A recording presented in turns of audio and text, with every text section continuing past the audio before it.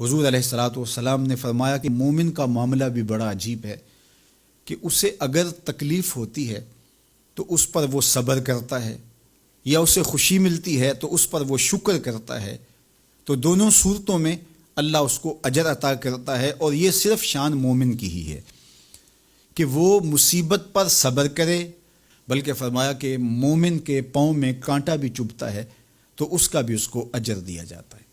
اس کے درجے بلند ہوتے ہیں، اس کے گناہ معاف کر دیے جاتے ہیں، اس کی خطاؤں سے درگزر کر لیا جاتا ہے۔ لیکن یہ مشروط ہے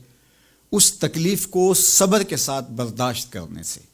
اگر وہ واویلا کرتا ہے، ناشکری کے کلمات کہتا ہے، تو تکلیف تو ختم نہیں ہوتی لیکن اجر زائل کر دیا جاتا ہے۔ تو اس لیے ہمیں ہر صورت کے اندر صبر کے دامن کو مضبوطی سے تھامنے کی تلقین کی گئی ہے، اور اہل ایمان کو یہ بھی سبق دیا گیا کہ جب انہیں کوئی بھی مصیبت پہنچتی ہے تو وہ کہتے ہیں انا للہ و انا الیہ راجعون، کہ ہم اسی کے ہیں اور اسی کے حضور پلٹ کے جانا ہے۔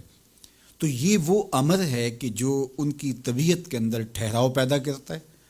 اور ان کی زندگیوں کے اندر اللہ تعالیٰ جل شانہ پر جو یقین ہے اس کا پتہ دیتا ہے۔ اگر مصیبت کو اللہ کی طرف سے سمجھ کے، مان کے صبر کیا جائے، اس کو مقدور سمجھا جائے، اس پر واویلا نہ کیا جائے، اللہ کی نافرمانی کا کوئی کلمہ نہ بولا جائے، اپنے عقیدے میں تزلزل نہ آنے دیا جائے، اپنے رویوں کی خوبصورتی کو زائل نہ ہونے دیا جائے، تو اس کا مطلب ہے کہ وہ شخص مومن ہے، اس کا یقین ہے کہ یہ اللہ کی طرف سے ہے۔ تو پھر اس کے یقین کے صلے کے اندر اللہ اس کو پھر ہدایت قلب کا چراغاں نصیب کرتا ہے۔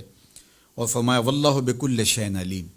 اور اللہ ہر شے کو جاننے والا ہے، اسے پتہ ہے کہ کسی پر مصیبت نازل کیوں کرنی ہے، اور اس مصیبت سے اس کا امتحان لینا مقصود ہے، اس کے درجوں کو بلند کرنا مقصود ہے، اس کے گناہوں کو معاف کرنا مقصود ہے، اس کو کسی آزمائش میں ڈال کر کے اس کو مزید کندن بنانا مقصود ہے،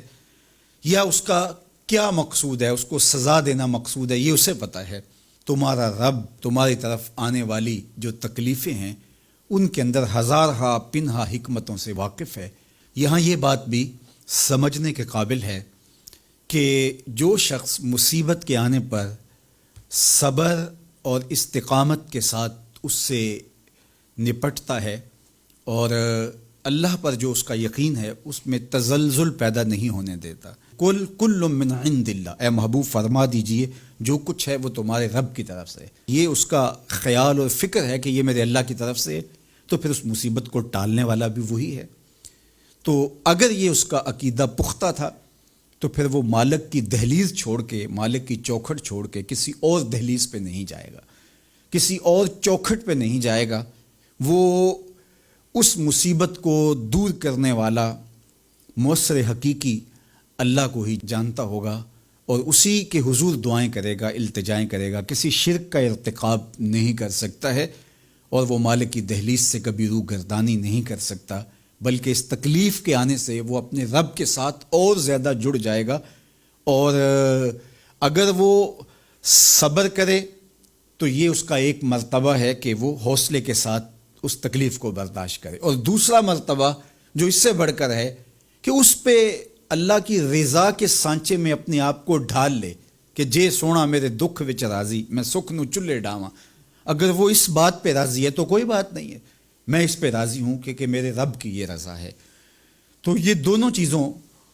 کا مل جانا، یا دونوں میں سے کسی ایک کا مل جانا، یہ اللہ کی طرف سے اس کو دیا گیا انعام ہے جو اس مشکل حالات میں اس کو حاصل ہوتا ہے۔ اب وہ کس کیفیت میں ہے اللہ تعالیٰ اس کو خوب جانتا ہے، کہ وہ اس پہ صبر کر رہا ہے یا اس کا اندر ڈول رہا ہے، اس کا عقیدہ کمزور تھا اور وہ کمزوری کے باعث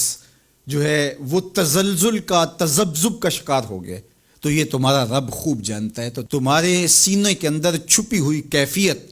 تمہارے رب کے علم میں ہے۔